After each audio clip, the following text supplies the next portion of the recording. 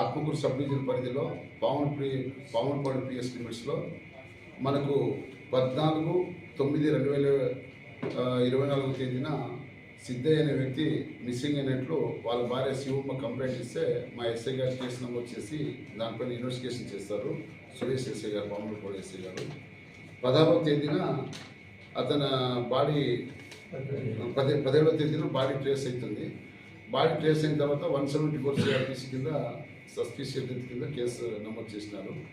22వ తేదీన PMC receive అయిన తర్వాత అతనికి హెడ్ ఇంజరీ అయింది. ఆ హెడ్ ఇంజరీ ఉండడంతో మర్డర్ కేసు కింద సెక్షన్ ఆర్డర్ చేసి ఎక్స్ప్రెస్ ఎఫ్ఐఆర్ పంపిస్తే మా ఎస్ఐ గారు, మా సిఐ సురేష్ కుమార్ రెడ్డి గారు ఈ కేసు ఇన్వెస్టిగేషన్ చేసి ఈరోజు మధ్యాహ్నం 9:40 AM గంటలకు ముద్దాయిలు ఇద్దరు అరెస్ట్ చేసినారు. ఆ ముద్దాయిలు ఎవరంటే సురేష్, అశోక్, సురేష్ వీళ్ళిద్దరు ప్లస్ ఇద్దరు, వీళ్ళు ముగ్గురు ఫ్రెండ్స్.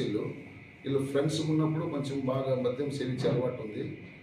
అప్పుడప్పుడు కలిసి మందు తాగుతూ ఉంటారు. కాకపోతే సురేష్ అనే వ్యక్తికి సిద్ధయ్య వాళ్ళ ఫ్యామిలీ వాళ్ళతో కొంచెం అక్రమ సంబంధం అనుమానం, సిద్ధయ్యకి అనుమానం. ఆ అనుమానం పైన వీళ్ళ మధ్య